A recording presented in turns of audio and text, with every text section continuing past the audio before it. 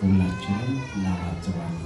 በስመ አብ ወወልድ ወመንፈስ ቅዱስ አሐዱ አምላክ አሜን። ክቡር አባታችን መልአከ ታቦር ቀሲስ ክፍሉ ጎልተን የዚሁ ቤተክርስቲያን አስተዳዳሪ፣ የተከበራችሁ አባቶቼ ካህናት፣ በአገልግሎት የምትመስሉኝ ወንድሞቼ መምህራን ወንጌል፣ ወንድሞች ዲያቆናት፣ የእግዚአብሔር ልጆች፣ የድንግል ማርያም ወዳጆች እንደምን አደራችሁ?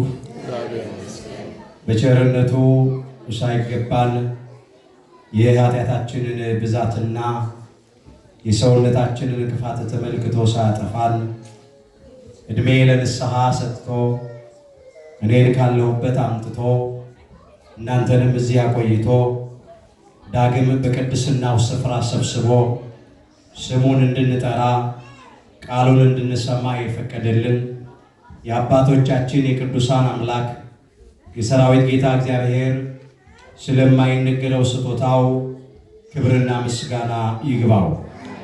የእናታችን የእመቤታችን የቅድስት ድንግል ማርያም አማላጅነትና የቅዱሳን መላእክት ፈጣን ተራዳይነትና ጠባቂነት አይለየን። በመካከላችን እየገባ የሚፈታተንንን ጥንተ ጠላታችን ዲያብሎስን አምላካችን ጌታችን መድኃኒታችን ኢየሱስ ክርስቶስ በቅዱስ መስቀሉ ራሱን ቀጥቅጦ ከእግራችን በታች ይጣልልን። የምስጢር ባለቤት እግዚአብሔር አምላካችን ሁላችንም ምስጢሩን ገልጦ ያስተምረን። ሁሉ በእርሱ ተፈጥረዋል። የሐዋርያው የቅዱስ ጳውሎስ መልእክት ወደ ቆላስይስ ሰዎች ምዕራፍ 1 ቁጥር 16። ለዛሬ አምላካችን እግዚአብሔር እንደረዳን መጠን በሚኖረን ጊዜ የምንማርበት የትምህርታችን ርዕስ ይህ ይሆናል። ሁሉ በእርሱ ተፈጥረዋል። ቆላስይስ ምዕራፍ 1 ቁጥር 16 ላይ ይህ ኃይለ ቃል ተመዝግቦ እናገኘዋለን።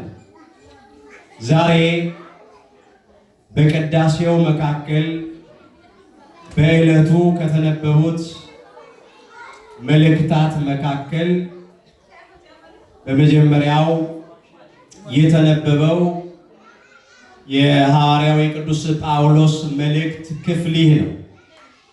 ለዚህ ነው በዚህ ርዕስ ለመማር የመረጥነው። ሁሉ በእርሱ ተፈጥረዋልና ነው የሚለው። በተለይ አሁን ያለንበት ሰንበት በቤተ ክርስቲያናችን ስርዓት መሰረት የዚህ የዘመነ አስተምህሮ ሁለተኛው ሰንበት ነው ዛሬ። በዚህ በዘመነ አስተምህሮ ማለትም በተለይ ከህዳር 6 ቀን አንስቶ እስከ ታኅሳስ 7 ቀን ወይም እስከ ታኅሳስ 13 ቀን ያለው ጊዜ ዘመነ አስተምህሮ ይባላል። በዚህ በዘመነ አስተምህሮ ያለው ሁለተኛው ሰንበት የዛሬው ሰንበት ማለት ነው። እነሆ የአምላካችን የእግዚአብሔርን ስራውን ሁሉን ያደረገ፣ ሁሉን የፈጠረ፣ ሁሉን ያዘጋጀ፣ ሁሉን እንደወደደ ያደረገ እሱ እንደሆነ በስፋት ቤተክርስቲያን እያነሳች እግዚአብሔርን የምታመሰግንበት ልጆቿም አስፈላጊውን ትምህርት የምትሰጥበት ወቅት ነው። በቅዳሴው መካከል በዕለቱ የተሰበከው ምስባክ ይህንኑ ነው የሚያመለክተው። አስቀድሞ አባታችን ክቡር ዳዊት በዳዊት መዝሙር 134 ቁጥር 6 ጀምሮ የዘመረው መዝሙር ነው። ሁሉ ዘፈቀደ ገብረ እግዚአብሔር በሰማይኒ ወበምድርኒ በባህርኒ ወበኩሉ ቀላያት እያለ ዘምሯል። አምላካችን እግዚአብሔር በሰማይና በምድር በባህርና በጥልቆች ሁሉ የወደደውን የፈቀደውን ሁሉ አደረገ እያለ ነው የዘመረው። ባለሙሉ ስልጣን ስለሆነ ኤልሻዳይ ስለሆነ ሁሉን ቻይ አምላክ ነውና የሚሳነው ነገር የለምና ሁሉን ቻይ የሆነ አምላካችን እግዚአብሔር በላይ በሰማይ በታች በምድር በባህር በጥልቆች ሁሉ የወደደውን የፈቀደውን አደረገ እያለ ቅዱስ ዳዊት አባታችን ዘምሯል። ይሄ ነው በቅዳሴው መካከል የተከታተልነው የዕለቱ ምስባክ ማለት ስራውን ነው የሚያነሳው። ሁሉ በሱ ፈቃድ ነው የሆነው። ይህ ብቻ አይደለም። ሌላው ቅዱስ ጳውሎስ ለቆላሲስ ምዕመናን በጻፈው መልእክቱ የተነበበው ክፍል ተነቧል። ከዚህ ጥቂቱን አነሳለሁ። ቆላሲስ ምዕራፍ 1 ቁጥር 15 ጀምሮ የተመዘገበው ነው ማነሳው። እርሱም ብሎ ያመጣዋል። አምላካችን ጌታችን መድኃኒታችን ኢየሱስ ክርስቶስን ነው እርሱም ብሎ የሚያመጣው። የማይታይ አምላክ ምሳሌ ነው ብሎ ያመጣል። አዎ እግዚአብሔርን በባህሪ ክብሩ ያየው አንድስ እንኳ የለም፣ ሊያየውም አይቻለውም። ለምን? እርሱ ማንም ሊቀርበው በማይችል ብርሃን የሚኖር አምላክ ስለሆነ ራሱ አምላካችን ጌታችን መድኃኒታችን ኢየሱስ ክርስቶስ በዚህ ምድር ላይ በሚመላለስበት ጊዜ እነሆ እንዲህ ተብሎ የተጻፈውን ቃል እናነሳለን። የዮሐንስ ወንጌል ምዕራፍ 1 ቁጥር 18 ላይ እንመልከት።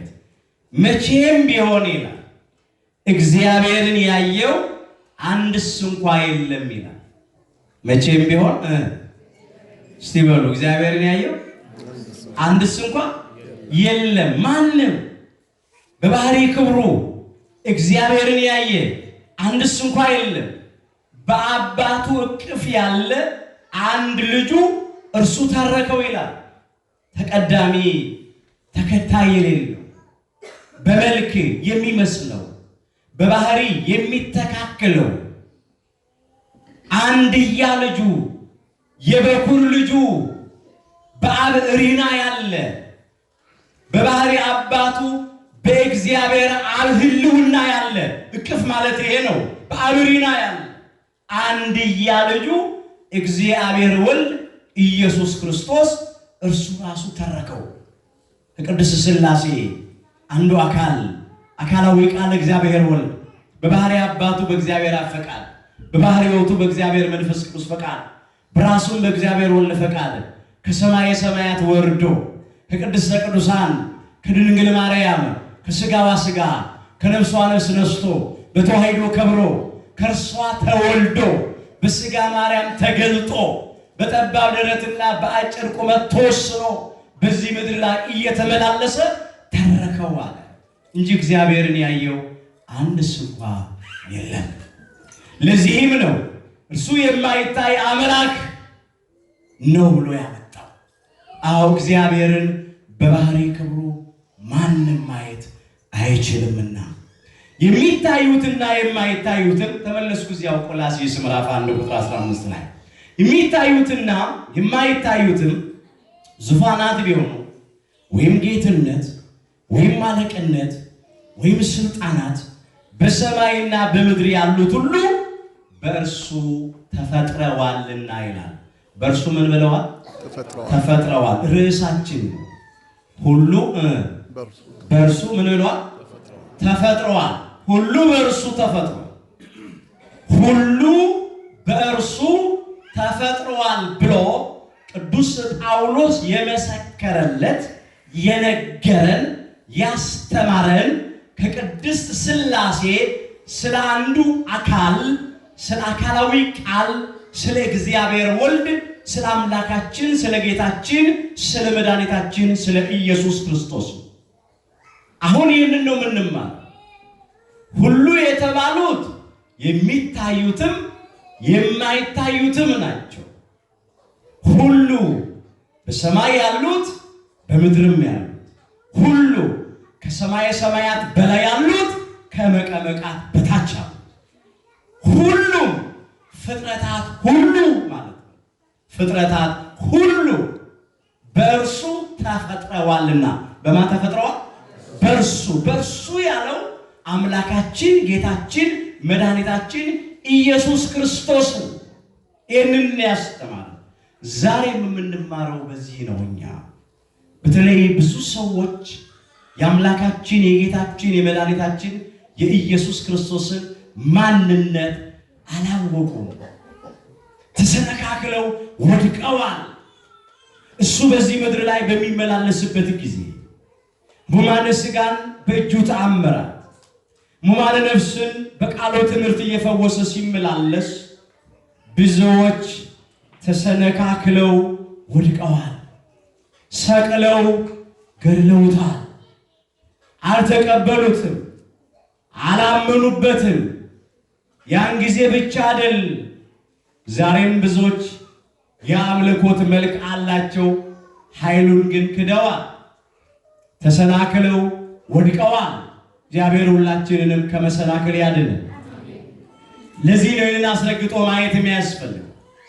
ሁሉ በእርሱ ተፈጥሯልና ይልና ከፍጥረት ሁሉ በፊት በኩር ነው ይላል። ከፍጥረት ሁሉ በፊት ምንድን ነው? በኩር ነው። ዓለም ሳይፈጠር ዘመን ሳይቆጠር ከዘላለም በቅድምና የነበረ ነው ማለት ነው። ከፍጥረታት ሁሉ በፊት በኩር ነው ማለት አዎ፣ ፍጥረታት ሳይፈጠሩ እሱ በመጀመሪያ ነበር፣ በቅድምና ነበር ማለት ነው። እሱ ያልነበረበት ዘመን የለም፣ የማይኖርበትም ዘመን አይኖርም። መጀመሪያ የሌለው መጀመሪያ ነው፣ መጨረሻም የሌለው መጨረሻ ነው። እርሱ ፊተኛ ነው፣ እርሱ ኋለኛ ነው። ከፍጥረታት ሁሉ በፊት በኩር ነው ማለት ይሄ ነው። ፍጥረታት ከመፈጠራቸው ወይም ፍጥረታትን ከመፍጠሩ አስቀድሞ በቅድምና ነበረ ማለት ነው። ከፍጥረታት ሁሉ በፊት በኩር ነው ብሎ ሁሉ በእርሱና ለእርሱ ተፈጥሯል ብሎ አስረግቶ ይደግመዋል። ሁሉ የተፈጠረው በእርሱ ነው። ሁሉ የተፈጠረው ማለት በእርሱ ስንነሳ ምን አለን? ሁሉ በእርሱ ምን ብሏል? ተፈጥሯል። ርዕሳችን ነው። ከዛ ሁሉ በእርሱና አለ። እንደገና ደግሞ ሁሉ ለእርሱ ተፈጥሯል። ሁሉን የፈጠረው ራሱ ባለቤቱ ነው። ሁሉንም የፈጠረው ለራሱ ነው።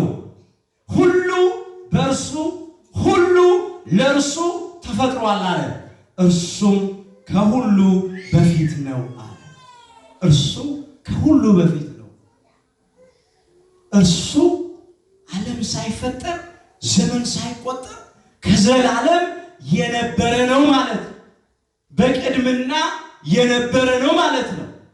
እርሱ ከሁሉ በፊት ነው ሲል ይሄንን ነው ቅዱስ ጳውሎስ ይሄንን ነው እንግዲህ ያነሳ። ሁሉ በኢየሱስ ክርስቶስ ስልጣን፣ ቃልነት፣ ፈጣሪነት ለእርሱ ክብር ተፈጠረ። በሰማይ ያሉ ሊቃነ መናብርት፣ ኃይላት፣ ስልጣናት፣ መላእክት ሁሉ በእርሱ መለኮታዊ ኃይል ተፈጥረዋል። እርሱ የፍጥረታት ሁሉ ገዢ ነው ማለት ነው። ለዚህ ነው ይህንን ያነሳው። የሚታዩትም የማይታዩትም መናብርትም፣ ጌትነትም፣ ዙፋናትም፣ አለቅነትም፣ ስልጣናትም ሁሉ በእርሱ ተፈጥረዋል። የሁሉ ፈጣሪ ነው።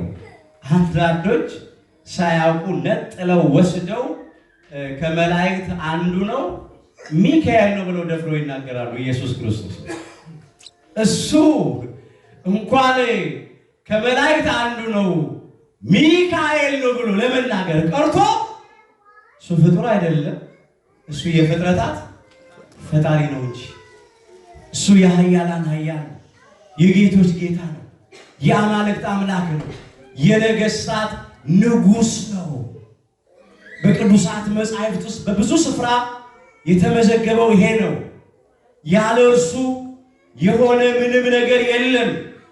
ሁሉ በእርሱ ቃልነት ሆኗል። ሁሉ በእርሱ ፈጣሪነት ሆኗል። ሁሉ በእርሱ ስልጣን ሆኗል። ሐዋርያውና ወንጌላዊው ቅዱስ ዮሐንስ ወልደ ነጎድጓድ የአምላካችን የጌታችን የመድኃኒታችን የኢየሱስ ክርስቶስን ቅዱስ ወንጌል ሲጽፍ እንዲህ አድርጎ ጀመረ። እግዚአብሔር ገልጦለት ተአውሎጎስ የሚባለው ነባቤ መለኮት የሚባለው ስለ መለኮት ነገር፣ ስለ ቃል ነገር፣ ስለ አካላዊ ቃል፣ ስለ እግዚአብሔር ወልድ በስፋት የጻፈ የተናገረ ያመሰጠረ ሐዋርያ ወንጌላዊው ቅዱስ ዮሐንስ ወልደ ነጎድጓድ እንዲህ አድርጎ ነው ያመጣው። በመጀመሪያው ቃል ነበረ አለ። በዮሐንስ ወንጌል ምዕራፍ 1 ቁጥር 1 ጀምሮ የተመዘገበ ኃይለ ቃል ነው። በመጀመሪያው ቃል ነበረ። እዚህ ላይ በመጀመሪያው ቃል ነበረ ሲል የተናገረው ስለ አካላዊ ቃል ስለ እግዚአብሔር ወልድ ነው። ስለ ዝርው ቃል አይደለም። በመጀመሪያው ቃል ነበረ ሲል አካላዊ ቃል እግዚአብሔር ወልድ በቅድምና ነበረ ማለት ነው። ዓለም ሳይፈጠር ዘመን ሳይቆጠር ከዘላለም ነበረ ማለት ነው። በመጀመሪያው ቃል ነበረ፣ ቃልም በእግዚአብሔር ዘንድ ነበረ። አካላዊ ቃል እግዚአብሔር ወልድ በባህሪ አባቱ በእግዚአብሔር አብ ዘንድና በባህሪ ሕይወቱ በእግዚአብሔር መንፈስ ቅዱስ ዘንድ ነበረ ማለት ነው። ቃልም እግዚአብሔር ነበረ ይላል። ደግሞ ቃል ማን ነበረ? እባካችሁ አስረግጣችሁ ተናገሩ። ቃል ማን ነበረ? እግዚአብሔር ነበረ። ቃል እግዚአብሔር ነበረ። ይህ ቃል ዝርው ቃል አይደለም። ይህ ቃል የፍጡር ቃል አይደለም። ይህ ቃል ራሱ እግዚአብሔር ወልድ ነው። አካላዊ ቃል እግዚአብሔር ወልድ ነው። በግልጽ ቃል ያመጣው ቃልም እግዚአብሔር ነበረ አለ። ይህ በመጀመሪያው በእግዚአብሔር ዘንድ ነበር አለና ሁሉ በእርሱ ሆነ። ሁሉ በማን ሆነ? ሁሉ በማን ሆነ? በእርሱ ሆነ። ስንነሳ ምን አለን? ሁሉ በእርሱ ተፈጥሯል። ሁሉ በማን ተፈጥሯል? በእርሱ ተፈጥሯል። ሁሉ በእርሱ ተፈጥሯል ብሎ ቅዱስ ጳውሎስ የተናገረለት አካላዊ ቃል እግዚአብሔር ወልድ ኢየሱስ ክርስቶስ ነው። ሁሉ በእርሱ ተፈጥሯል፣ ሁሉ በእርሱ ሆነ አለ። ደግሞ ሐዋርያውና ወንጌላዊ ቅዱስ ዮሐንስ ወልደ ነጎድጓድ ሁሉ በእርሱ ሆነ አለና ከሆነውስ አንዳችስ እንኳ ያለ እርሱ አልሆነም አለ። ሊሆንም አይችልም። ይሄ የሚነገረው ለባህሪ አምላክ ለእግዚአብሔር ብቻ ነው። ይሄ ለፍጡር አይነገርም። ፍጡር ሁሉ በእርሱ ሆነ አይባልለትም። ፍጡር ከሆነውስ አንዳችስ እንኳ ያለ እርሱ አልሆነም ተብሎ አይነገርለትም። ለፍጡር አይቀጸልም። ይሄ ለፈጣሪ አምላክ ለእግዚአብሔር ብቻ የሚነገር ቃል ነው። ሁሉ በእርሱ ሆነ ከሆነውስ አንዳችስ እንኳ አለ እርሱ አልሆነም፣ ያለ እርሱ አልሆነም። ሁሉ በእርሱ ነው የሆነው። ሁሉ በአካላዊ ቃል በእግዚአብሔር ወልድ ቃልነት፣ ፈጣሪነት፣ ስልጣን ተፈጠረ። ሁሉ በእርሱ ተፈጥሯል ያለው ለዚህ። በሌላ ስፍራ ላይ ምን ይላል? ሁሉን ያዘጋጀ ግን እግዚአብሔር ነው ይላል ቅዱስ ጳውሎስ በዕብራውያን መልእክቱ ምዕራፍ 3 ቁጥር 4 ላይ። ሁሉን ያዘጋጀው ማን ነው? እግዚአብሔር ነው። ሁሉ በእርሱ ሆነ ተባለለት ለአካላዊ ቃል ለእግዚአብሔር ወልድ ለኢየሱስ ክርስቶስ። ኢየሱስ ክርስቶስ እግዚአብሔር ወልድ ነውና ኢየሱስ ክርስቶስ ከባህሪ አባቱ ከእግዚአብሔር ከባህሪ ሕይወቱ ከእግዚአብሔር መንፈስ ቅዱስ ጋር የተካከለ አንድ አምላክ ነውና ሁሉን ያዘጋጀ ግን እግዚአብሔር ነው የተባለው። ሁሉ በእርሱ ነው የተባለው ኢየሱስ ክርስቶስ ነው። ኢየሱስ ክርስቶስ እግዚአብሔር ወልድ ነው። ብዙዎች የኢየሱስ ክርስቶስን እግዚአብሔርነት አያውቁ። ስለማያውቁ ነው ኢየሱስ ክርስቶስን የዮሴፍ ልጅ ብለው ሰዎች ሰቅለው የገደሉት። ስለማያውቁት ነው ጋኔን ያደረበት ያበደ ያሉት። በአጋንንት አለቃ ተአምራት ያደርጋል ብለው ሰቅለው የገደሉት። ዛሬም ስለማያውቁ ነው ኢየሱስ ክርስቶስ እግዚአብሔር እንደሆነ ስለማያውቁ ነው ፍጡር ነው ብለው ከአዳም ጋር በሚዛን ላይ አቆመው እኩል ነው የሚሉት። ስለማያውቁ ነው ከአብ ያነሰ ነው የሚሉት። ስለማያውቁ ነው ተለማኙን አምላክ ለማኝ የሚሉት፣ ተማላጁን አምላክ አማላጅ የሚሉት፣ ጻድቅ ፈራጅ ዳኛ የሆነውን ጠበቃ የሚሉት፣ የዘላለሙን አምላክ የዘላለሙን ንጉሥ 1000 ዓመት ገዝቶ ስልጣኑን ለአብ ያስረክባል የሚሉት፣ በአብ ዙፋን ስር እየወደቀ እየተነሳ ይቃትታል፣ ይጸልያል፣ ይማልዳል የሚሉት የባህሪ አምላክ መሆኑን እግዚአብሔር ወልድ መሆኑን ስለማያውቁ ነው። ሁሉ በእርሱ ሆነ ተባለለት። ከሆነውስ አንዳችስ እንኳ ያለ እርሱ አልሆነም። ሁሉ በእርሱ ተፈጥሯል። የባህሪ አምላክ ነው አምላካችን ጌታችን መድኃኒታችን ኢየሱስ ክርስቶስ። እስቲ ጥቂት ነገር እናንሳ፣ ደግሞ ወንጌሉን እናንሳው። ዛሬ የተነበበውን ቅዱስ ወንጌል እስቲ እናንሳ።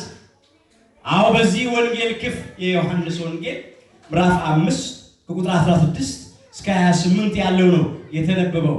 በዚህ ክፍል ውስጥ ከ38 ዓመት ጀምሮ በደዌ ዳኛ በአልጋ ቁራኛ እንደ ተዋን ተጣብቆ ይኖር የነበረውን ሰው አምላካችን ጌታችን መድኃኒታችን ኢየሱስ ክርስቶስ ተነሳና አልጋህን ተሸክመህ ሂድ አለው።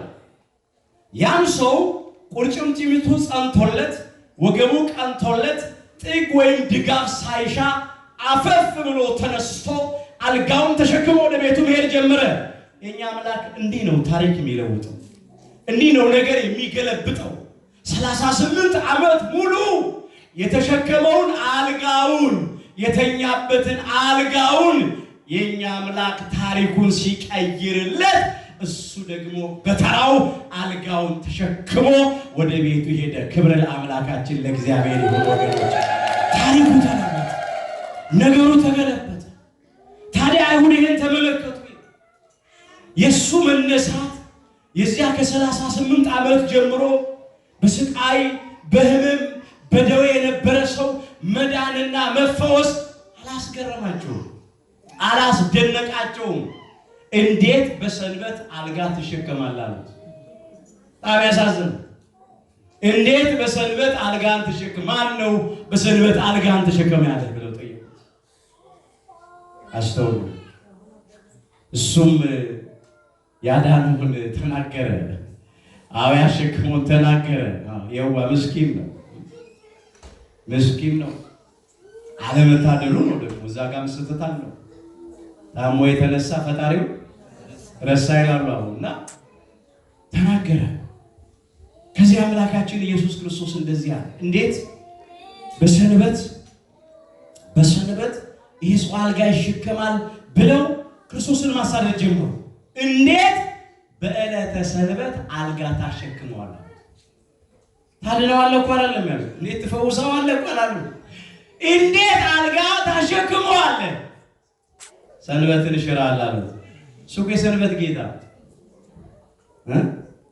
እግዚአብሔር ሰንበት ነው፣ የሰንበት ጌታ ነው እንጂ ሰንበትን የሻረ አይደለም። ደግሞ ሰንበትን የሰራ ሰንበትን ያዘጋጀ ሰንበትን ለእረፍት ለኛ ለሰው ልጆች የሰጠ የሰንበት ጌታ እሱ ባለቤቱ አይደል? ወግ ጠራቂዎቹ ከሱ በላይ ለሰንበት ይጨነቃሉ። ከሱ በላይ ያልተባለውን እኮ አንዳንድ ጊዜ እንደዚህ አይነት ድካም አለ፣ ስንፍና። በሰንበት እኮ መልካም ነገር ማድረግ እኮ ተፈቅዷል። የታመመ መፈወስ ተፈቅዷል። የታሰረ መጠየቅ ተፈቅዷል። እንግዳ መቀበል ተፈቅዷል። በጎ በጎውን መልካም መልካም የሆነውን ነገር ማድረግ ተፈቅዷል። ሰውን ማሳረፍ ነው። ሰውን ከደዌ ማሳረፍ፣ ከቁስል መፈወስ፣ ከበሽታ ማዳን፣ ከስብራት መጠገን፣ ለሰው ረፍት መስጠት፣ ሰላም መስጠት፣ ጸጥታ መስጠት፣ እርካታ፣ ደስታ መስጠት ምንድነው የሚያስጠይቀው? ግን ጠየቁ፣ እንዴት በሰንበት ይሄ ይሆናል? ስለዚህ ይላል በሰንበት ይህንን ስላደረገ አይሁድ ኢየሱስን ያሳድዱት ነበረ ይላል። ሊገሉትም ይፈልጉ ነበረ ይላል። ምን ሊሉት ይፈልጉ ነበር? ሊገሉት። እዚህ ዮሐንስ ወንጌል ምዕራፍ 5 ቁጥር 16 ላይ ነው የተመለከተው። ሊገሉት ይፈልጉት ነው። ምን አለ አምላካችን ኢየሱስ ክርስቶስ? አባቴ እስከ ዛሬ ይሰራል፣ እኔ ደግሞ እሰራለሁ። አባቴ እስከ ዛሬ ምን ይላል? ይሰራል፣ እኔ ደግሞ እሰራለሁ። ምን ማለት ነው? አባቴ እስከ ዛሬ ይሰራል። በዚያ በመጠመቂያይቱ በቤተስዳ ማለት ነው። በቤተስዳ በመጠመቂያይቱ እነሆ ቀድሞ ወደ መጠመቂያይቱ የገባ አንድ ሰው ከሰማይ የእግዚአብሔር መልአክ ወርዶ ውሃው ሲያናውሰው ቀድሞ የገባ አንድ ሰው ከማንኛውም አይነት ደዌ ይፈወስ ነበር። ሁለተኛ ሶስተኛ አይደገምም። በቀን አንድ ጊዜ አንድ ሰው ብቻ፣ እሱም ቀድሞ የገባ። ለምንድን ነው ቢሉ በብሉይ ኪዳን ፍጹም ድህነት እንዳልተሰጠ ለማጠየቅ። ድጋሜ የለም፣ አንድ ጊዜ ብቻ። እግዚአብሔር ከነሱ ፈጽሞ እንዳልተለየ ረድኤቱን ከነሱ እንዳላራቀ ለማሳየት አንድ ሰው ግን በቀን ይፈወስ ነበር። አባቴ እስከ ዛሬ ይሰራል ያለው ያንን የራምሱስ ምራቅ ነው። እኔም ደግሞ እሰራለሁ አለ። አባቴ ይሰራል። ያው በመጠመቂያይቱ እንዲህ አንዳንድ ጊዜ ቀድሞ የገባ ከማንኛውም አይነት ደዌ ይፈወሳል። አባቴ እስከ ዛሬ ይሰራል፣ እኔም ደግሞ እሰራለሁ አለ። ይሄው እኔ ደግሞ ሰራዋል። ተነስና አልጋን ተሸክም ሂድ አልኩት። እኔም ደግሞ ምን እላለሁ? እንደ አባቴ እሰራለሁ፣ እንደ አባቴ እሰራለሁ። ከአባቴ ጋር እኩል ነኝ።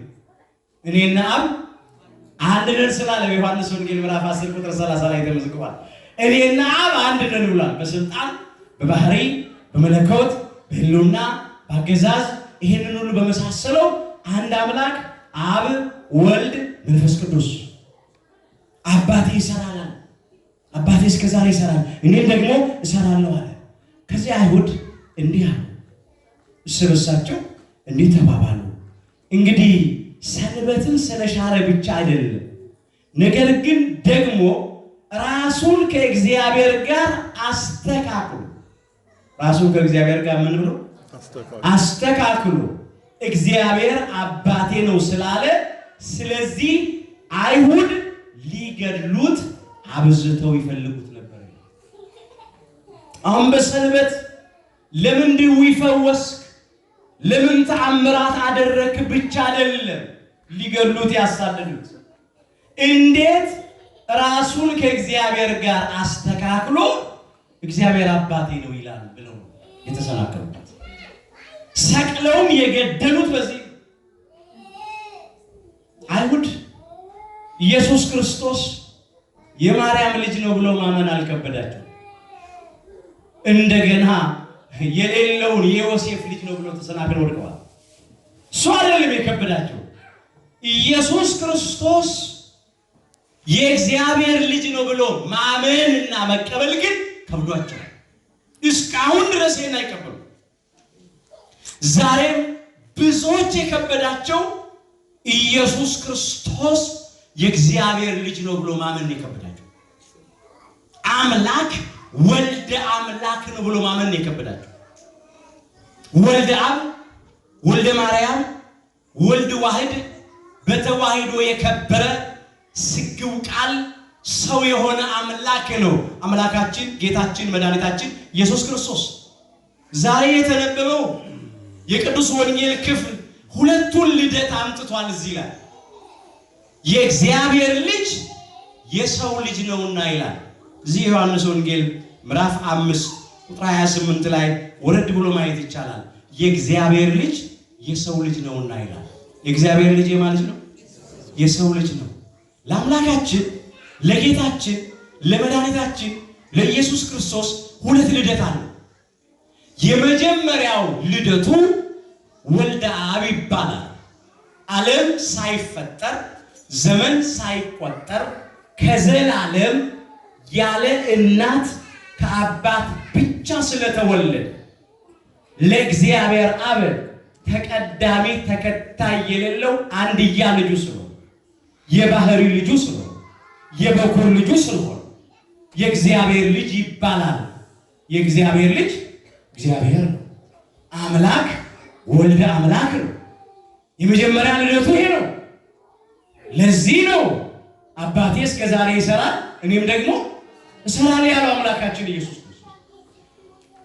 ሁለተኛ ልደቱ በድህረ ዓለም በኋለኛው ዓለም ከ5500 ዘመን በኋላ አዳምና እኛ ልጆቹን ስለማዳን ያለ ወንድ ዘር ያለ አባት ከእናት ብቻ አካላዊ ቃል እግዚአብሔር ወልድ ከሰማይ ሰማያት ወርዶ ከቅድስተ ቅዱሳን ከድንግል ማርያም ከስጋዋ ስጋ ከነፍሷ ነፍስ ነስቶ በተዋሂዶ ከብሮ ከድንግል ማርያም ስለተወለደ ቅድስተ ቅዱሳን ንጽሕተ ንጹሐን ብጽዕተ ብፁዓን ድንግል ማርያም ያለ ወንድ ዘር በረቀቀ በመንፈስ ቅዱስ ሥራ ያለ አባት ከሷ ብቻ በድንግልና ጸንሳ በድንግልና ስለወለደችው ለቅድስተ ቅዱሳን ለድንግል ማርያም ተቀዳሚ ተከታይ የሌለው አንድያ ልጇ ስለሆነ የበኩር ልጇ ስለሆነ በስጋ ወልዳ ስለሰጠችን ቃል ስጋ ስለሆነ አምላክ ሰው ስለሆነ የሰው ልጅ ተብሏል። የሰው ልጅ ደግሞ ሰው ነው። ቃል ስጋ ሆነ እኮ ነው ያለው። ቅድም ያነሳነው የመጽሐፍ ቅዱስ ክፍል ላይ የዮሐንስ ወንጌል ምዕራፍ 1 ቁጥር 14 ላይ ምንድን ነው ያለው? በመጀመሪያ ቃል ነበር፣ ቃልም በእግዚአብሔር ዘንድ ነበር፣ ቃልም ማን ነበረ? እግዚአብሔር ነበር። ቃል ደግሞ ምን ሆነ? ስጋ ሆነ። አምላክ ምን ሆነ? ሰው ሆነ። የሰው ልጅ ተባለ። ይሄን ወልደ ማርያም የሚባል ሁለተኛ ነው። ወልደ አብ ወልደ ማርያም ነው። ወልደ ማርያም ወልደ አብ ነው። ወልደ አብ ወልደ ማርያም ወልደ ዋሕድ በተዋሕዶ የከበረ ስግው ቃል ስለሆነ አምላክ እየነጣጠሉ ነው ጸሐፍት ፈሪሳውያን፣ ቤተ አይሁድ፣ የአይሁድ ሽማግሌዎችና የዋሕድ ካህናት ኢየሱስ ክርስቶስ የእግዚአብሔር ልጅ ነው የሚለውን አላመኑም፣ አልተቀበሉም። ለዚህም ነው ሰቅለው የገደሉት። አባቴ እስከዛሬ ይሰራል እኔም ደግሞ እሰራለሁ ብሎ ስለተናገረ ነው ብሎ ራሱን ከእግዚአብሔር ጋር አስተካክሏል ብለው ሊገድሉት አብዝተው ይፈልጉት ነበር። በዚህ ነው ዓለም ሰቅለው የገደሉት። እንዴት ከሰማይ ወርጃለሁ፣ እንዴት የእግዚአብሔር ልጅ ነኝ ይላል ብለው ነው የተሰናከሉበት። እግዚአብሔር ሁላችንን ከመሰናከል ያድነን። ዛሬም ብዙዎች እየተሰናከሉ ነው። አምላካችን ግን የነገረን ይህንን ራሱ ያስተማረን ይህንን አስተውሉ። በእኔ የማይሰናከለው ሁሉ ብፁዕ ነው ብሏል አምላካችን ኢየሱስ ክርስቶስ በመዋዕለ ስብከቱ ማቴዎስ 11 ቁጥር 6 ላይ በእኔ የማይሰናከለው ሁሉ ብፁዕ ነው፣ ንዑድ ክቡር ምስጉን ነው። እኛ የኢትዮጵያ ኦርቶዶክሳዊት ተዋሕዶ ልጆች በእርሱ አልተሰናከልንም፣ በእርሱም አንሰናከልም። አዎ የባህሪ አምላክ፣ የባህሪ ፈጣሪ፣ የባህሪ ጌታ፣ የባህሪ መድኃኒት ብለን እናምናለን፣ እንመሰክራለን። ከባህሪ አባቱ ከእግዚአብሔር አብ ከባህሪ ሕይወቱ ከእግዚአብሔር መንፈስ ቅዱስ ጋር የተካከለ አንድ አምላክ ነው ብለን እናምናለን፣ እንመሰክራለን። ዛሬ አንዳንዶች ወንጌል እንስበክላችሁ ስለ ክርስቶስ እንንገራችሁ እያሉ ኃይሉን ክደው ሊሰብኩልን ይፈልጋል። ፍጡር ብለው ሊሰብኩልን ይፈልጋል። አማላጅ ብለው ሊሰብኩልን ይፈልጋል። ለማኝ ብለው ሊሰብኩልን ይፈልጋል። ከአብ ያነሰ ብለው ሊሰብኩልን ይፈልጋል። በጣም እጅግ በሚያሳዝን ሁኔታ እባካችሁ ወገኖች ያመነውን እናውቃለን። ወዴትም ልንሄድ አይገባንም። ሁሉ በእርሱ ሁሉ ለእርሱ ተፈጥሯል። ቅድም ምን አለ? እግዚአብሔር በሰማይና በምድር በባህርና በጥልቆች ሁሉ የወደደውን አደረገ፣ የፈቀደውን አደረገ። የባህሪ አምላክ ስለው እግዚአብሔር ወልድ ኢየሱስ ክርስቶስ የወደደውን አደረገ። ከባህሪ አባቱ ከእግዚአብሔር አብ ከባህሪ ሕይወቱ ከእግዚአብሔር መንፈስ ቅዱስ ጋር የተካከለ አንድ አምላክ ነው። ይህን ነው ማስተዋል የሚያስፈልግ። በተለይ አሁን ያለንበት ዘመን ትንቢት የሚፈጸምበት ዘመን፣ ምሳሌ የሚደርስበት ዘመን ነው። የመጨረሻው ዘመን ዋዜማ ላይ ነው ያለነው። በመጨረሻው መጀመሪያ ላይ ነው ያለነው። ብዙዎች በአምላካችን በጌታችን በመድኃኒታችን በኢየሱስ ክርስቶስ እየተሰነካከሉ እየወደቁ ነው ያሉት። የሐሳዊ መሲህ የአውሬው የሐሰተኛው ክርስቶስ መንገድ ጠራጊዎች መጥተዋል። ማንም እንዳያስታችሁ ተጠንቀቁ ነው የተባለው። ብዙዎች እኔ ክርስቶስ ነኝ እያሉ በስሜ ይመጣሉ፣ ብዙዎችንም ያስታሉ ነው የሚለው። እውነተኛውን ቤተ አይሁድ እውነተኛውን ተቃውመው ጠልተው ተመቅኝተው ያለ ምክንያት ሰቅለው ገድለውታል። ሐሰተኛውን ከኛ ይወለዳል ብለው ይጠብቁታል። ብዙዎችም ዛሬ ሐሰተኛውን ክርስቶስን ነው የሚከተሉት። በየመንደሩ መጽሐፍ ቅዱስ ይዘዋል፣ ጥቅስ ይጠቅሳሉ፣ ስሙን ይጠራሉ፣ ግን እውነተኛውን አይደለም የሚከተሉት። እውነተኛው አምላካችን ጌታችን መድኃኒታችን ኢየሱስ ክርስቶስ የባህሪ ፈጣሪ ነው፣ ፍጡር አይደለም። የባህሪ አምላክ ነው። ሁሉ በእርሱና ሁሉ ለእርሱ ተፈጥሯል። ሁሉ በእርሱ ተጋጥሟል። ሁሉ በእርሱ አንድ ሆኗል። እርሱ ከሁሉ በፊት ነው። ይህን ማስተዋል ያስፈልጋል። በማቴዎስ ወንጌል ምዕራፍ 24 ቁጥር 4 ላይ አምላካችን ጌታችን መድኃኒታችን ኢየሱስ ክርስቶስ ስለ መምጣቱና ስለ ዓለም መጨረሻ ምልክት ሲናገር በመጀመሪያ የተናገረው ምልክት ይሄንን ማንም እንዳያስታችሁ ተጠንቀቁ ነው ያለው። ለምን? ብዙዎች እኔ ክርስቶስ ነኝ እያሉ በስሜ ይመጣሉና ብዙዎችንም ያስታሉ። ይሄ ግድ ነው። በቃ ቃሉ ይፈጸም ዘንድ ግድ ነው። እግዚአብሔር ሐሰት ለባሪያው አይስማማም። ላያደርግ አይናገርም፣ ከተናገረ ደግሞ ያደርጋል። ቃሉ ምድር ላይ አይወድቅም። ትልቁ ነገር ከኛ የሚጠበቀው ማንም እንዳያስተን መጠንቀቅ።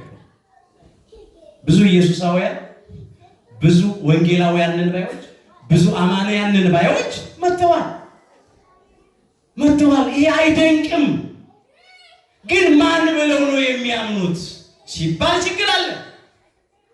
ማን ብለው ነው የሚያምኑት? እሱ ነው ትልቁ ጥያቄ። ኢየሱስ ክርስቶስን ማን ብለው ያምኑታል? ኢየሱስ ክርስቶስን ማን ብለው ይጠሩታል ስንል ችግር አለ። ፍጡር ነው የሚሉት፣ ለማኝ ነው የሚሉት፣ አማላጅ ነው የሚሉት። ይሄ ከባድ ነው። እሱስ የባህሪ አምላክ ነው። እሱስ የባህሪ ፈጣሪ ነው። እሱስ የባህሪ ጌታ ነው። እሱስ የባህሪ መድኃኒት ነው። እሱስ እግዚአብሔር ወልድ ነው። ለአብ ያለ ሁሉ የኔ ነው ብሏል። በዮሐንስ ወንጌል ምዕራፍ 16 ቁጥር 15 ላይ ለአብ ያለ ሁሉ የኔ ነው ብሏል። በቃ አንዱ ከአንዱ አይበልጥም፣ አንዱ ከአንዱ አያንስ፣ አንዱ ከአንዱ አይቀድምም፣ አንዱ ከአንዱ አይከተልም። አንዱ ያለ አንዱ የነበረበት ዘመን የለም። አንዱ ያለ አንዱ የሚኖርበት ዘመን አይኖርም። አብ ወልድ መንፈስ ቅዱስ ዘላለም ቅድስት ሥላሴ። ሰዎቹ ግን ይናቁ፣ ይገነጣጠላሉ፣ ይለያያሉ፣ ይከፋፍላሉ። ለዚህ ነው ሁሉ በእርሱ ተፈጥሯል ብለን ያነሳነው። ቅዱስ ጳውሎስ የነገረን ያስተማረን ይሄንን ነው። እንግዲህ ሁሉን በሁሉ ለሚገዛ ሁሉን በሁሉ ለሚሰራ በሰማይ ሆነ በምድር የወደደውን ለሚያደርግ ለእግዚአብሔር ምስጋና ይሁን ማለት ያስፈልጋል። እሱ ነው ሁሉን እንደወደደ እንደፈቀደ የሚያደርገው። በእውነት በወልድ የሚታመን አብ ደግሞ አለው። በወልድ የማይታመን ግን አብ ደግሞ የለውም፣ በፍጹም የለውም። አንዳንዶች ለወልድ ያልሆነ ስም እየሰጡ አብን እናውቃለን ይላሉ። ልክ እንደ ቤት አይሁድ መጽሐፍተ ፈሪሳውያን የእግዚአብሔር ሕዝብ ነን፣ የአብርሃም ዘር ነን፣ ተገርዘናል እያሉ ይመጻደቁ እንደነበረ ግን እግዚአብሔር ወልድን ተመቅኝተው ሰቅለው እንደገደሉት እንዳልተቀበሉት ዛሬም እንዲህ የሚመስሉ ሰዎች አሉ። ለዚህ ነው ቅዱስ ዮሐንስ በመልእክቱ ሲጽፍ እንዲህ ያለው። አንደኛ ዮሐንስ ምዕራፍ 2 ቁጥር 22 ጀምሮ እስቲ እንመልከት። ክርስቶስ አይደለም ብሎ መሲሑ አይደለም ብሎ ኢየሱስን ከሚክድ በቀር ውሸተኛው ማን ነው? አብንና ወልድን የሚክድ የክርስቶስ ተቃዋሚ ነው። ማንና ማንን የሚክድ? አብንና ወልድን የሚክድ። አብንና ወልድን የሚክድ ማለት የአብንና የወልድን አንድነት የሚክድ ማለት ነው። እኔና አብ ምንድነው? አንድ ነን ብሏል ክርስቶስ። አብንና ወልድን የሚክድ ይህ የክርስቶስ ተቃዋሚ ነው። ወልድን የሚክድ ሁሉ አብ እንኳ የለውም። ወልድ ፍጡር ነው የሚል፣ ለማኝ ነው የሚል፣ አማላጅ ነው የሚል ማን የለው? አብ የለውም። ወልድን የሚክድ ሁሉ አብ እንኳ የለውም። በወልድ የሚታመን አብ ደግሞ አለው። በወልድ የሚታመን ማን አለ? አብ አለው። በወልድ የሚታመን መንፈስ ቅዱስም አለው። በቃ በወልድ ያመነ የዘላለም ሕይወት አለው። ሁልጊዜ የቅዱስ ዮሐንስ ወንጌል ከተነበበ በኋላ ይሄን ነው ቢሉ ካሁን። ስለዚህ ወልድ ያለው አብ አለው፣ ወልድ ያለው መንፈስ ቅዱስ አለው። ወልድ የሌለው በወልድ ያላመነ ግን በአብ እንኳን ሁሉ በእርሱ ምን ብሏል? ተፈጥሯል። ሁሉ በእርሱ ሁሉ ለእርሱ ተፈጥሯል። እርሱ ከሁሉ በፊት ነው፣ ሁሉ ደግሞ በእርሱ ተጋጥሟል። እንግዲህ ኢየሱስ ክርስቶስ ትናንትና ዛሬ እስከ ለዘላለም ያው ቅዱስ ጳውሎስ የጻፈው መልእክት ነው። በዕብራውያን መልእክት እንደዚህ ይላል። ኢየሱስ ክርስቶስ በሉስ ኢየሱስ ክርስቶስ ትናንትና ዛሬ እስከ ለዘላለም ያው ነው። በቃ ትናንትና ዓለም ሳይፈጠር ዘመን ሳይቆጠር ከዘላለም የባህሪ አምላክ ነው። ዛሬ ዓለም ከተፈጠረ ዘመን ከተቆጠረ በኋላ በተለይም እነሆ ዛሬ ሲል እስከ እርገት ዛሬ ሲል አሁን ያለንበትን ጊዜ ደግሞ ለዘላለም ዓለምንም አሳልፎ ከምጽአትም በኋላ ዓለምንም አሳልፎ ያው የባህሪ አምላክ ነው። በዕብራውያን መልእክቱ ነው ምዕራፍ 13 ቁጥር 8 ላይ እንን የመዘገበው ኢየሱስ ክርስቶስ አለ ትናንትና ዛሬ እስከ ለዘላለም ያው ነው ያው የባህሪ አምላክ ያው የባህሪ ፈጣሪ ነው። ያው የባህሪ ጌታ ነው። ያው የባህሪ መድኃኒት ነው። ልዩ ልዩ አይነት በሆነ በእንግዳ ትምህርት አትወሰዱ። ልባችሁ በጸጋ ቢጸና መልካም ነው እንጂ በመብል አይደለም። በዚህ የሚሰሩባት አልተጠቀሙምና ይላል። እንደ እንግዳ ደራሽ፣ እንደ ውሃ ፈሳሽ፣ እንደ ወፍ ዘራሽ በሆነ የጥርጥርና የክህደት ትምህርት ከመወሰድ እግዚአብሔር ሁላችንን ይጠብቃል። ልባችሁ በጸጋ ቢጸና መልካም ነው። ጸጋ ሆኖ በተሰጠን በቅዱስ ቃሉ፣ ጸጋ ሆኖ በተሰጠን በቅዱስ ሥጋውና በክቡር ደሙ ጸጋ ሆኖ በተሰጠን በልጅነት ጸጋ፣ በመንፈስ ቅዱስ ጸጋ፣ በቤተ ክርስቲያን ጸጋ ጸጋ ሆና በተሰጠችን በቅድስተ ቅዱሳን በድንግል ማርያም በወላዲተ አምላክ ቃል ኪዳን ጸጋ ሆኖ በተሰጠን አዳምና እኛ ልጆቹ ክብር ባገኘንበት ዲያብሎስና ሰራዊቱ ባፈሩበት በድላችን አርማ በነፃነታችን ምልክት በቅዱስ መስቀሉ ልባችሁ በጸጋ ቢጸና መልካም ነው እንጂ በመብል አይደለም። በዚህ የሚሰሩባት አልተጠቀሙምና እግዚአብሔር ሁላችንን በጸጋው ያጽናል። ብዙዎች ከዚህ ጸጋ ተለይተዋል፣ ከቤተ ክርስቲያን ወጥተዋል፣ ሃይማኖታቸውን ክደዋል፣ ተሰነካክለው ወድቀዋል። ይሄ እንዳይሆን ነው በእንግዳ ትምህርት መወሰድ አያስፈልገንም። ቅዱሳን ነቢያት ትንቢት የተናገሩለት ራሱ አምላካችን ጌታችን መድኃኒታችን ኢየሱስ ክርስቶስ በዚህ ምድር ተመላልሶ የእጁን ተአምራት እያሳየ የቃሉን ትምህርት እያስተማረ ኋላም ለድነት ዓለም ቤዛ መስዋዕት ሆኖ በሥጋ ሞቶ ተቀብሮ ሞትን ድል አድርጎ በሦስተኛው ቀን ተነስቶ በክብር አድርጎ በአበሪና በአባቱ ቀኝ የተቀመጠ ዳግም ደግሞ በክበበ ትስብእት በግርማ መለኮት ከእልፍ አእላፋት ወትእልፊት አእላፋት ቅዱሳን መላእክት ጻድቃን ሰማዕታት ጋር በቅድስተ ቅዱሳን ከድንግል ማርያም ጋር የሚመጣ ነው።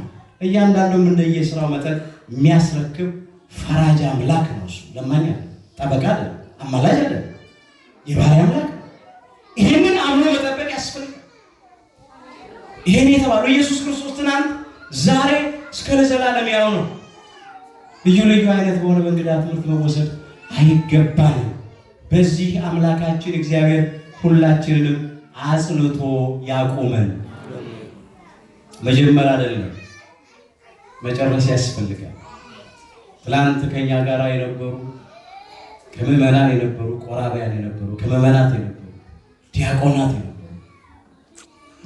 መነኮሳት የነበሩ ካህናት የነበሩ ወጥተዋል። ልክ የሆነ ነገር ያገኙ ይመስል በጨለማ ስንኖር ጌታ ብርሃን አበራልን እያሉ ፍጡር ወደሚሉት ለማኝ ወደሚሉት አማላጅ ወደሚሉት ሄደዋል። አሁን በራልን ይላሉ እየጨለመባቸው። ስለዚህ ማስተዋል እንዳይደንቃችሁ። አንዳንድ ጊዜ እንዴ ቄስ ሆነው ዲያቆን ሆነው ሰባኪ ወንጌል እኮ ነበር፣ ዘማሪ ነበር፣ ዘማሪት ነበረች፣ እንዴት እዛ ውስጥ ገቡ እንዳትደረጉ። ከባድ ጊዜ፣ በጣም አስቸጋሪ። እግዚአብሔር በየዋህነት ባለማወቅ የጠፉትን ወገኖቻችንን ልብ ሰጥቶ ይመልስልን። እኛንም ደግሞ በየዋህነት ተሰነካክለን ከመውደቅ በቸርነቱ ሁላችን ይጠብቃል። ሁልጊዜ መማፀን ያስፈልጋል። ሁሉ በእርሱ ምን ብሏል? ተፈጥሯል። እሱ የሁሉ ፈጣሪ፣ የሁሉ ፈጣሪ። በእሱ ተፈጠርን እንጂ እሱ ፍጡር አይደለም። ደፋሮች አሉ የመጀመሪያ ፍጡር ነው ብለው የመጀመሪያ ፍጡር ነው ብለው የሚናገሩና የሚሰብኩ ሰዎች ደፋሮች። በእሱ ተፈጠርን ይላል እንጂ እሱ ፍጡር ነው አይደለም። ቅዱስ ጳውሎስ በኤፌሶን መልእክቱ ምዕራፍ 2 ቁጥር 10 ላይ እንዲህ አለ። አዎ በጥንተ ተፈጥሮም የፈጠረን እሱ ነው፣ በአዲስ ተፈጥሮም የፈጠረን እሱ ነው። እንዲህ ይላል እኛ ፍጥረቱ ነንና ይላል። እኛ ነን ፍጥረቱ፣ እሱማ ፈጣሪያችን። እኛ ፍጥረቱ ነንና እንመላለስበት ዘንድ እግዚአብሔር አስቀድሞ ያዘጋጀውን መልካሙን ስራ ለማድረግ በኢየሱስ ክርስቶስ ተፈጠርን ነው። በኢየሱስ ክርስቶስ ምን አለ? ተፈጠርን ነው። ኢየሱስ ክርስቶስ ፈጣሪያችን። እስቲ አስተውሉ ወገኖቼ፣ ኢየሱስ ክርስቶስ ፈጣሪያችን ነው። ኢየሱስ ክርስቶስ እግዚአብሔር ወልድ ነው። እግዚአብሔርን ማን ፈጠረ? እንዴት ነው ፈጣሪ ፍጡር የሚባለው? ፈጣሪ ወደ ማን ነው የሚለምነው? ኢየሱስ ክርስቶስ ፈጣሪ ነው። ኢየሱስ ክርስቶስ እግዚአብሔር ወልድ ነው። ሁሉ በእርሱ ተፈጥሯል፣ ሁሉ ለእርሱ ተፈጥሯል። እሱ ከሁሉ በፊት ነው፣ በቅድመና የነበረ አምላክ ነው። እንዴት ነው አምላክን ወደ ማን ነው የሚለምነው? ብዙዎቹ እኮ አምላክነቱ አልገባቸው፣ ፈጣሪነቱ እኮ አልገባቸው፣ እግዚአብሔር ወልድነቱ እኮ አልገባቸው። እግዚአብሔር ወልድነቱማ ቢገባቸው ኖሮ ይለምናል ይሉት ነበር መሰላችሁ? ያማልዳል ይሉት ነበር መሰላችሁ? ከአንድ ፍጡር ጋር እኩል ነው ብሎ ሚዛን ላይ ያቆሙት ነበር። 1000 ዓመት ብቻ ይገዛል ብሎ ይገድቡበት ነበር ስልጣኑ። የዘላለም ንጉሥ የሆነውን አምላክ ገና አላወቁም። ተሰናክለው እንደጠፉ ይቅሯል። እግዚአብሔር አሁንም በቸርነቱ ልብ ሰጥቶ ከጥፋት ይመልሳል። ሁሉ በእርሱ ተፈጥሯል። እንግዲህ እግዚአብሔር በሰማይና በምድር በባህርና በጥልቆች የወደደውን ሁሉ ምን አለ? አደረገ ነው ያለው። የፈቀደውን ያደርጋል፣ የወደደውን ያደርጋል። የሚከለክለው የለም። በሰንበት ድዊ ሲፈውስ እንዴት በሰንበት ታደርጋለህ ብለው ነው የተቃወሙት። ሁሉን ማድረግ ይችላል። በስነ ፍጥረት ላይ ባለሙሉ ስልጣን እሱ ነው። የፍጥረታት ፈጣሪ ይችላል። በእያንዳንዳችንም ላይ ባለሙሉ ስልጣን እርሱ ነው። ስለዚህ ባካችሁ እግዚአብሔርን እንዲህ እንበለው፣ የኛ ፈቃድ ይሁን አንበል፣ የሱ ፈቃድ ይሁን እንበል። ምንድን ነበረ ያልነው ቅድም? በሰማይና በምድር በባህርና በጥልቆች ሁሉ እግዚአብሔር የወደደው አደረገ ነው። እንግዲህ በሰማይም በምድርም በባህርም በጥልቅም በወደደው በፈቀደው ቦታ የወደደውንና የፈቀደውን የሚሰራና የሚያደርግ አምላክ ስለሆነ በእኛም ላይ እሱ የፈቀደውን ያድርግ፣ የወደደውን ያድርግ። የእኛ ፈቃድ ይሁን አንበል፣ የእሱ ፈቃድ ይሁን እንበል። በእኛ ሕይወት ውስጥ ከቅዱስ ዳዊት ጋር እስቲ እግዚአብሔርን ከልብ እንዲህ ብለን እንለምነው። እስቲ እንዲህ እንበል፣ አንተ አምላኬ ነህና እንበል፣ ፈቃድህን ለማድረግ አስተምረኝ። ፈቃድህን ለማድረግ አስተምረኝ። ምንህን ለማድረግ አስተምረኝ? ፈቃድህን ለማድረግ አስተምረኝ። ብዙ ጊዜ ፈቃዳችን ይሁን ብለን ፈቃዳችን ስናደርግ ኖረናል። እስቲ አሁን ከዚህ ጊዜ አንስቶ የእግዚአብሔር ፈቃድ በእኛ ሕይወት ውስጥ ይሁን። እስቲ የምናስበው እንደ ፈቃዱ እንዲሆን፣ የምንናገረው እንደ ፈቃዱ ይሁን፣ የምንሰራው እንደ ፈቃዱ እንዲሆን፣ በመውጣት በመግባታችን በሁሉ ነገራችን የእሱ ፈቃድ እንዲሆን እኛ የፈቀድነው እኛ የወደድነው እኛ ያልነው እንዳንል። ለምን? ከኛ በላይ ስለኛ የሚጠቅመንንና የሚያስፈልገንን እግዚአብሔር ያውቃል። የሚበጀንን የሚያውቀው እሱ። ስለዚህ ከቅዱስ ዳዊት ጋር እንዲህ ማለት ያስፈልጋል። መዝሙር 142 ቁጥር 10 ላይ ነው እንደ አምላኬ ነህና ፈቃድህን ለማድረግ አስተምረኝ እያለ ነው እግዚአብሔር አምላኩን የለመነው። አንተ አምላኬ ነህና ፈቃድህን ለማድረግ አስተምረኝ። አሁን አባታችን ወይ ስንል ስንጸልይ ወይ ኩን ፈቃድከ ነው አይደል? ፈቃድህ በሰማይ እንደሆነች እንዲሁም በምድር ትሁን። በሰማይ በቦታው እንደሆነ በምድር በቦታው ይሁን። በሰማይ በሰማያውያኑ በመላእክት አንደበት በመላእክት ዘንድ እንደሆነ እንዲሁ በምድር በስጋ ለባሾች በእኛ በሰው ልጆች ዘንድ የሚያንተ ፈቃድ ይሁን ነው። የሱ ፈቃድ ሁልጊዜ ትክክል፣ እግዚአብሔር በስራው ትክክል አይሳሳትም። የሱ ፈቃድ ይሁን ካልን በሕይወታችን ውስጥ ምንም አይነት ጸጸት የለም፣ ትካዜ የለም። ችግር የሚሆነው የኛ ፈቃድ ይሁን እንልና የኛ ፈቃድ እንፈጽማለን። ከዛ በኋላ ስንጸጸት፣ ስንተክስ፣ ስናዝን፣ ስናጉረመርም፣ ስንጨነቅ እንኖራለን። ፈቃዱን እናስቀድም። እሱ የፈቀደው ይሁን፣ እሱ የወደደው ይሁን። እሱ ሲናገር እናደምጥ፣ እሱ ሲሰራ አንቃወም፣ አናጉረምርም። በግል ሕይወታችን ይሁን በማህበራዊ ሕይወታችን ይሁን እግዚአብሔር የወደደውና የፈቀደውን ያድርግ። ናቡከደነጾር ከተቀጣ በኋላ ከተማረ በኋላ ከዛ በኋላ እግዚአብሔር የወደደውን በስልጣኑ እንደሚያደርግ መስክሯል። መጀመሪያ አምባገነን ነበር። ያው እግዚአብሔርን የማይፈራ ሰው፣ ሰውን የማያፍር ሰው፣ ጣዖት አምላኪ፣ እልህኛ አምባገነን ስድ የነበረ ሰው ነው። ከአሕዛብ ወገን ነው። ከባቢሎናውያን ከከለዳውያን ወገን ነው። ግን እግዚአብሔር ከሰሰ። ይችልበት የለም። ናቡከደነጾርን በሬ ያደረገውና ምን አደረገው? በሬ ያደረገው ሰው እኮ ነው። በሬ ያደረገውና ሳር አስጋጠው 7 ዓመት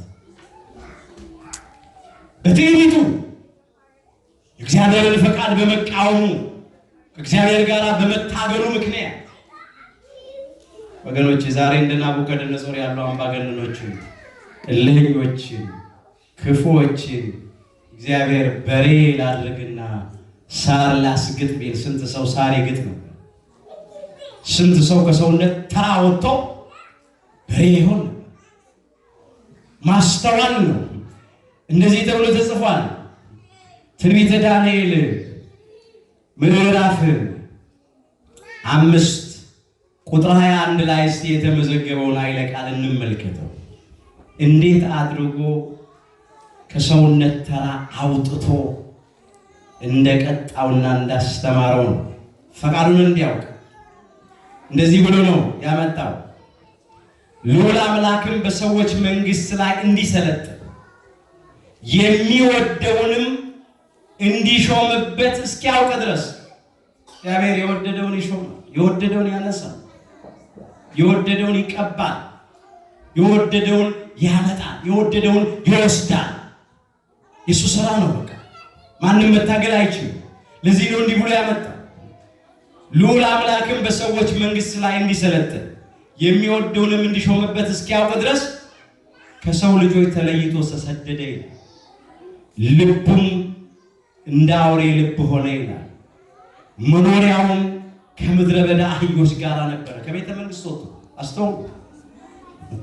እንደ በሬ ሳር በላ ይላል። አካሉን በሰማይ ጠል ረሰረሰ። እንዲህ ያደረገው 7 ዓመት ቀረ። ከ7 ዓመት በኋላ ተቀጥቶ ተገስጾ ሲመለስ እንዲህ ብሎ እግዚአብሔርን አመሰግን። ለእግዚአብሔር ክብር ሰጠ፣ ክብር ሰጠ። ናቡከደነጾር እንዲህ እያለ ዘመኑ ከተፈጸመ በኋላ የቅጣቱ ዘመን ዳንኤል 4 ቁጥር 34 ጀምሮ ዘመኑም ከተፈጸመ በኋላ ይላል ያ 7 ዓመት የስቃይ የመከራ የቅጣት ዘመን ከተፈጸመ በኋላ እኔ ናቡከደነጾር ዓይኔን ወደ ሰማይ አነሳሁ፣ አይምሮዬም ተመለሰልኝ። አይምሮዬ ምን አለ? ተመለሰ። እኛም አይምሮአችን ይመልስልኝ። አይምሮዬ ተመለሰልኝ። አንዳንድ ሰው ዛሬ አይምሮውን ጥሏል። ሰው መሆኑን ረስቶ አውሬ ሆኗል። በወገኑ ላይ የሚጨክን ሆኗል። ከእግዚአብሔር ፈቃድ ተለይቷል። የዲያብሎስን ፈቃድ ይፈጽሙ ሰዎች የሥጋን ፈቃድ ሰው ነው ተፈጥረው አውሬ ሆነው ወንድማቸው እህታቸውን ወገናቸውን የሚበሉዋል፣ የሚገድሉዋል፣ የሚያሰቃዩዋል። አይምሮ ማጣት እኮ ነው። አይምሮ መጣል እኮ ነው። ሰው ለወገኑ ካራራ ለማን ይራራ? የምንሰማው ምንድን ነው ዛሬ? የምናየው ምንድን ነው ዛሬ? እጅግ እጅግ በሚያሳዝን ሁኔታ ለሚጠፋ ብር ተብሎ ለሚፈነግል ወንበር ተብሎ ለሚቀር ምድራዊ ክብር ተብሎ ወንድም ወንድሙን እህት እህቱን አሳልፎ ይሰጣል። አንድ ፍሬ እየታረዱ አይደል? ልጅ እየጠባ ያደገውን የእናቱን ጡት እየቆረጠ አይደል? ነፍሰ ጡር ስትደፈር አሰማን አላየንም? ሰው ያወቀው ፀሐይ የሞቀው የአደባባይ ምስጢር እኮ ነው። ሰው እኮ ከሰውነት ተራ ወጥቶ አውሬ ሆኗል ማለት እኮ ነው። አውሬ ሆኗል። ይሄ አውሬነት ነው። ሰዎች አራዊት አስለምደው አውሬ እየተጫወቱ ማለት ሰው ግን የቀን አውሬ ሆነ። ወገኑ በቤት ውስጥ እኮ እናቶች ያሳደጓቸውን ዶሮች ለበዓል አርዶ መብላት እኮ ይሳሳሉ። ተፈቅዷል አርዶ መብላት ዶሮች። ግን ከልጄ እንዳንዱ ነው ማየው። ከጄ ጥሬ እየበተንኩለት እየበላ ውሃ እየጠጣ ነው ያደገው። የፈጠረው አምላኩ ይግደለው እንጂ አይኔ እያየ እጄን አልጭንበትም፣ ቢላ አላሳርፍበትም ይላሉ። በሱ ፋንታ ከገበያ ሌላ ገዝተው አርደው ይበላሉ። ዛሬ ግን ወገን ወገኑን እያረደ ነው። በቀን በጠራራ ፀሐይ ኢትዮጵያችን ላይ የምናየው ምንድን ነው? ምን ሰማው ምንድን ነው? በሃይማኖት ነው? በባህል ነው? በትውፊት ነው? በስርዓት ነው? ከየት መጣ? እግዚአብሔር በቃችሁ ይበል። አውሬነት ነው። አውሬነት። አይምሯችንን እግዚአብሔር ይመልስልን። ለትውልዱ አይምሮን ይመልስልን። ሰይጣን እየተጫወተብን፣ አይምሮ ተነጥቋል። አይምሮ ተወስዷል። ማስተዋል ጠፍቷል። ያለን እንዳይመስላችሁ ትምህርት አይምሮ ያሰፋል እንጂ አይምሮ ያጠባል እንዴ? መማር ማወቅ ወገንን ወንድምን በቀን ለማረድ ነው፣ ለመግደል ነው፣ ለማሳደድ ነው፣ ለማፈናቀል ነው። ይህ ያ ታሪካችን፣ ያ እንግዳ ተቀባይነታችን የት ሄደ? በዘመናት በታሪክ ኢትዮጵያውያን ተስዓቱ ቅዱሳንን የተቀበልን ክርስቲያኖችን የተቀበልንን ታሪካችን ይህ ነው። አረማውያንን የተቀበልንን ተሰደው ሲመጡ ሀገራችን፣ አይሁዳውያንን የተቀበልንን ቤተ እስራኤልን፣ አሁንም ስንት ከጎረቤት ሀገር ይሰደዳሉ። ደቡብ ሱዳናውያን፣ ሶማሊያውያን እንቀበላለን መጠለያ ሰጥተን። ይህን የተለመደው ቤት ከፍቶ አልጋ ለቆ ተንበርክኮ ግራ አጥፎ ቤት ያፈራውን አቅርቦ አበርቶ አጠጥቶ፣ ግን አሁን ያጠፋ የገዛ ወገኑን የሚያሳድድ የገዛ ወገኑን የሚያፈናቅል የሚገድል፣ ውጣ ከቄ ውጣ ከአካባቢ ውጣ ከክልሌ እያለ ነው። ምን አይነት ክልል ኢትዮጵያዊ የት ምን አገር አለ? ዋካቸው ወገኖች ማዘን ያስፈልጋል፣ ማልቀስ ያስፈልጋል። ናቡከደነፆር አይምሮ የተመለሰልኛል። ዛሬም አይምሯቸው ለጠፋባቸው ወገኖቻችን እግዚአብሔር አይምሯቸውን ይመልስልኝ። አይምሮ ማጣት ሊና አይምሮዬ ተመለሰልኝ፣ ልዑልንም ባረኩ ይላል። አመሰገንኩ ሲል ለዘላለምም የሚኖረውን አመሰገንኩ አከበርኩትም። ግዛቱ የዘላለም ግዛት ነው፣ መንግስቱ ለልጅ ልጅ ነው። ከዚያ እንዲህ አለ፣ በምድርም የሚኖሩ ሁሉ እንደምናምን ይቆጠራሉ። በምድር የሚኖሩ ሁሉ እንደምን ይቆጠራሉ? እንደምናምን አምባገነኖች፣ እልህኞች፣ ትዕቢተኞች እንደምናምን ይቆጠራሉ። እግዚአብሔር ለፍርድ ሲነሳ እንደምናምን ይቆጠራሉ። እግዚአብሔር ለበቀል ሲነሳ እንደምናምን ይቆጠራሉ። ስም አጠራራቸው ይጠፋል፣ መታሰቢያቸው ይቆረጣል፣ የደረሱ እስኪባል ድረስ ማለት ነው። እንደምናምን ይቆጠራሉ። አይቶታል በራሱ ሕይወት። በሰማይም ሰራዊት በምድርም ላይ በሚኖሩት መካከል እንደ ፈቃዱ ያደርጋል። እንደምን ያደርጋል? እንደ ፈቃዱ። በሰማይ ሰራዊት በመላእክት ዘንድ እንደ ፈቃዱ ያደርጋል። በምድርም በሚኖሩ በሰው ልጆች መካከል እንደ ፈቃዱ ያደርጋል። ሲሰራ አይተነዋል። አሁንስ እንደ ፈቃዱ እየሰራ ነው እንዴ? የሆነው ሁሉ እየሆነው ያለ ሁሉ እንደኛ ፈቃድ ነው? እንደ እግዚአብሔር ፈቃድ? እንደ ሰው ፈቃድ ነው? እንደ እግዚአብሔር ፈቃድ ነው? እንደ እግዚአብሔር ፈቃድ፣ እንደ ሰዎችም አይደለም። ይኸው እያየነው ነው። እግዚአብሔር ሲሰራ እንደ ፈቃዱ ያደርጋል። በሰማይ ሰራዊት እንደ ፈቃዱ ያደርጋል። በምድር በሚኖሩት በሰው ልጆች መካከል እንደ ፈቃዱ ያደርጋል። ከዚያም ይቀጥላል፣ እነሆ እጁንም የሚከለክላት ወይም ምን ታደርጋለህ የሚለው ማን ነው ይላል። ማንም ሰው እጁን የሚከለክል ምን ታደርጋለህ የሚለው ተነስና አልጋህን ተሸክመህ ሂድ አለው። ማን የከለክለው? ማንም አይከለክለው። ተንጫጩ። እንዴት በሰንበት አልጋ ታሸክማለህ አሉ። ምንም ማድረግ ግን አልቻሉም፣ አይችሉም። ዛሬም የፈቀደውን ያደርጋል። ብቻ ፈቃዱን እንዲያደርግ እንለምን፣ የእሱ ፈቃድ እንዲሆን እንለምን። እውነቴን ነው ብላችሁ እንደ ፈቃዱ ያደርጋል። እኛንም ይፈውሰናል፣ ይፈውሰናል።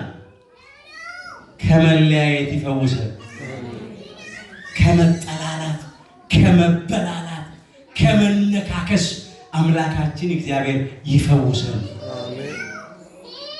ኑሮ ከብዶናል። ወገኖቻችን በበሽታ እያለቁ ነው። ሌላውም ወገናችን ስደተኛ ነው፣ ባለመከራ ነው። ብዙ ችግር አለ በየቦታው። አሁንም በየቦታው ግጭት አለ በአራቱም ማዕዘን። ገና ደስታችንን ሳናጣጥመው ተስፋውን እያየን እያለን እንደገና ሌላ ስጋት በየአካባቢው መጥቶ ደግሞ ጭንቅ ብሎናል። እግዚአብሔር ይህንን የሚያስጨንቀንን ክፉ ነገር ያረቀን። እውነቴን ነው ብላችሁ እንደ ፈቃድ ይሁን ካልነው፣ እንደ ፈቃድ እንደወደድክ ይሁን ካልነው እሱ መልካም። የእኛን ነገር አናስቀድም፣ እሱ የወደደው ይሁን። ከእግዚአብሔር አንቅደም። እግዚአብሔር አይተውንም፣ እግዚአብሔር አይጥለንም፣ እግዚአብሔር አይረሳንም። ብቻ አንተ ከኛ ይልቅ ለእኛ የሚያስፈልገውን ታውቃለህና አንተ ያልከው ይሁን፣ እኛ ያልነው አይሆን እንበለው። የአንተ ፈቃድ ይሁን፣ የእኛ ፈቃድ አይሆን እንበለው። እግዚአብሔር አይሳሳትም። ያን ጊዜ በእውነት ነው የምላችሁ ሰላሙን ያበዛልናል፣ ተስፋውን ያዘልቅልናል። የቀደመውን የአባቶቻችንን የበረከት ዘመን መልሶ ይሰጠናል። የፍቅር ዘመን፣ የደስታ ዘመን፣ የእርካታ ዘመን መልሶ እግዚአብሔር ያሳየናል። በእውነት ፍጹም እረፍትና እርካታ እግዚአብሔር ያድለናል። ግን በእሱ እንደገፍ፣ እሱን ተስፋ እናድርግ። በእውነት በሰማይም በምድርም የወደደውን የሚያደርግ አምላክ ነውና አሁንም በግል ሕይወታችን፣ በማህበራዊ ሕይወታችን፣ በሀገራችን ጉዳይ፣ በቤተክርስቲያናችን ጉዳይ አምላካችን እግዚአብሔር የወደደውን ነገር ሁሉ ያድርግልን። ጀምሮልናል፣ ሲሰራም አይተነዋል።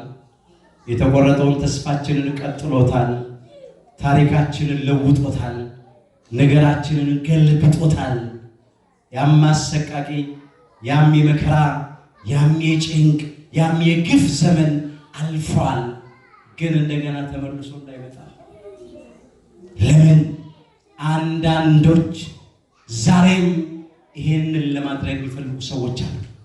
ወጥመድ ያጠምዳሉ፣ የእንቅፋት ጉድጓድ ይቆፍራሉ፣ ብዙ ጥፋት በየአካባቢው ሊያደርሱ ይፈልጋሉ። ስለዚህ እግዚአብሔር በቃችሁ እንዲለን፣ ሰላሙን እንዲያበዛ፣ ተስፋውን እንዲያዘልቅልን፣ ለክፎችም ልብ እንዲሰጥልን እንማጸን።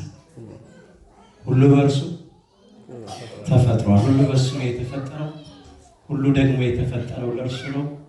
በእውነት ለክብሩ እንድንኖር እግዚአብሔር ሁላችንን በቸርነቱ ይርዳል። ሁላችንም ከውድቀታችን ተነስተን ከርኩሰታችን ተቀድሰን ወደ አባቶቻችን ወደ ካህናት ቀርበን ኃጢአታችንን ሁሉ ተናዘን ቅዱስ ሥጋውን በልተን ክቡር ደሙን ጠጥተን መንግሥቱ እንድንወርስ ስሙ እንድንቀድስ እያሉ እግዚአብሔር አምላካችን ይርዳል። እግዚአብሔር አምላካችን በቸርነቱ የሁላችንንም መጨረሻችንን ያሳምረን።